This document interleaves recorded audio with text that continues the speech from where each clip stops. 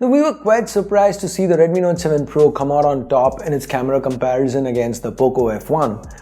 And that led to a lot of you guys asking me for a full comparison. So, hey, you want it? Let's make it happen. Now, before we get into it, if this is your first time here, or in case you just can't remember, my name's Ash, you're watching C4D Tech, and welcome to my full comparison of the Poco F1 versus the Redmi Note 7 Pro. Let's get started.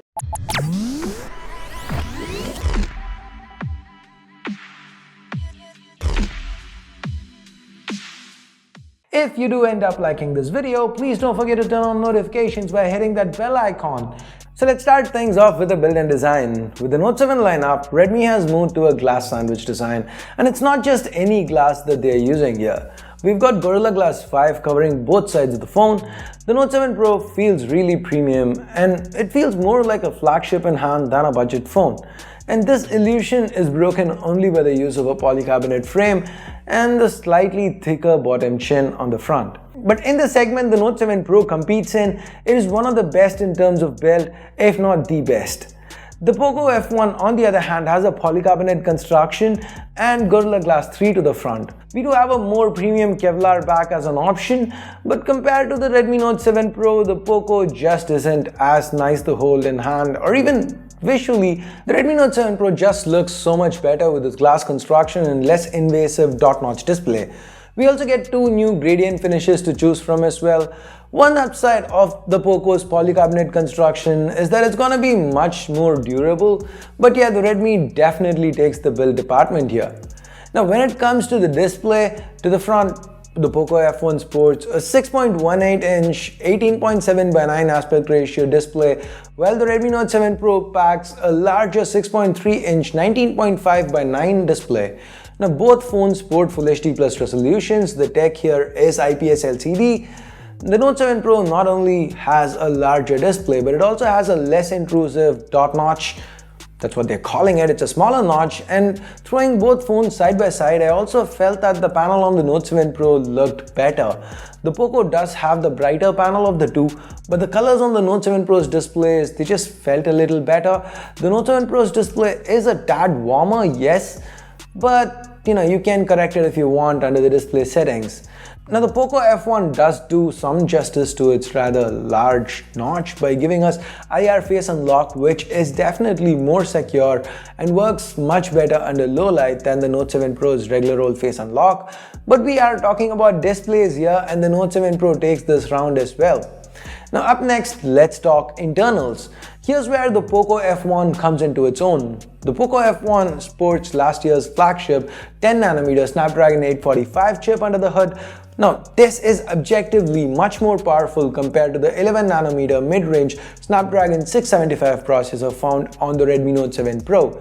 Now, even though both of these processors do have very similar single-core performance, when it comes to multi-core and GPU performance, the Snapdragon 845 kind of blows the 675 away. Now, furthering the case of the Poco, we also have liquid cooling at play here, and we also get faster UFS 2.1 storage, while the Redmi Note 7 Pro uses eMMC 5.1. And you also get more RAM even with the base variant here. It's 664 with the Poco, and you can spec it up to 8 gigs of RAM with 256 gigs of storage if you want to. The Note 7 Pro on the other hand, its base variant is 464 and it tops out at 6128. Now both phones do however support memory expansion via micro SD through a hybrid slot, so nothing to set them apart there. So when it comes to internals, it's the Poco F1 all the way. Now when it comes to batteries, both pack in similar capacity batteries, 4000 mAh.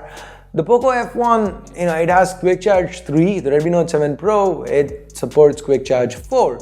But what we need to note here is that the F1 comes with a 18W Quick Charge 3 adapter in the box. The Note 7 Pro on the other hand comes with a standard 10W adapter.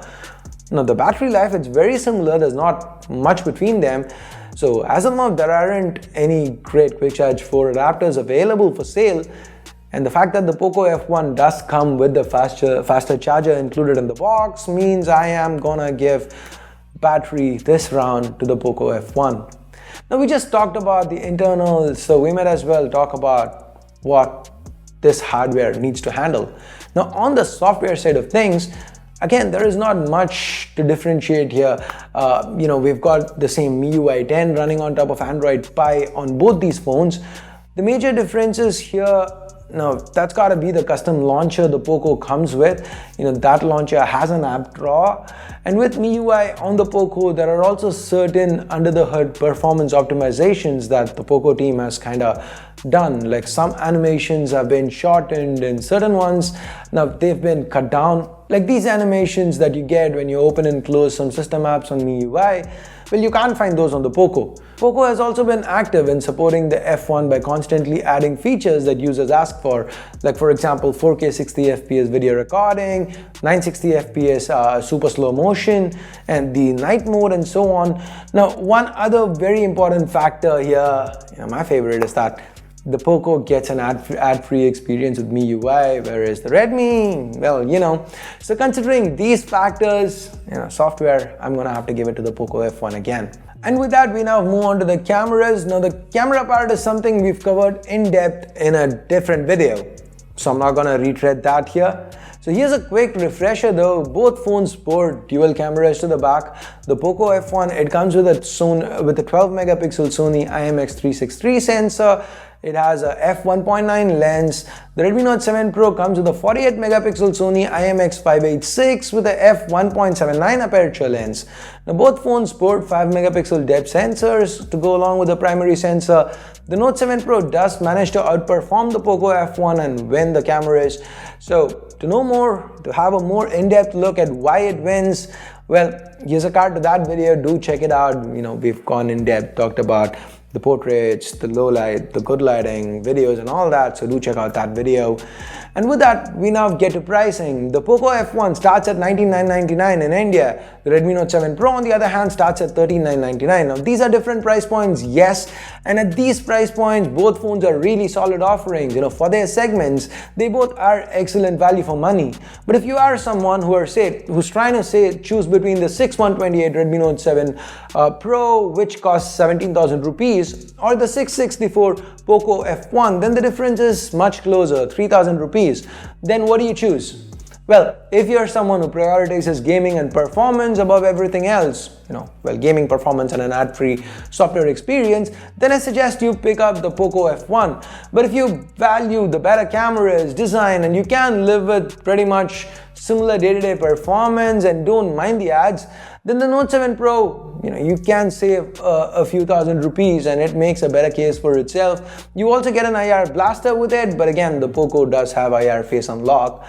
You get the point. They trade blows, and what is better for you depends on which one's advantages are more important to you. So there you go, my 2 cents on it. Drop a comment below letting me know which of these two would you pick and why. And I guess that's it for this comparison video. It is time I bid you adieu. Share this video with friends and family if you can. Subscribe, turn on notifications by hitting that bell icon if you haven't yet. Thanks a lot for watching. Till next. Oh, before that, have you watched either of these videos? Or have you checked out our other channel, FTJ by C4 Retech? If not, do that now. Thanks a lot for watching. Till next time, my name's Ash. You've been watching C4 Retech, and I'm signing off for now. You guys have a great day. Bye-bye.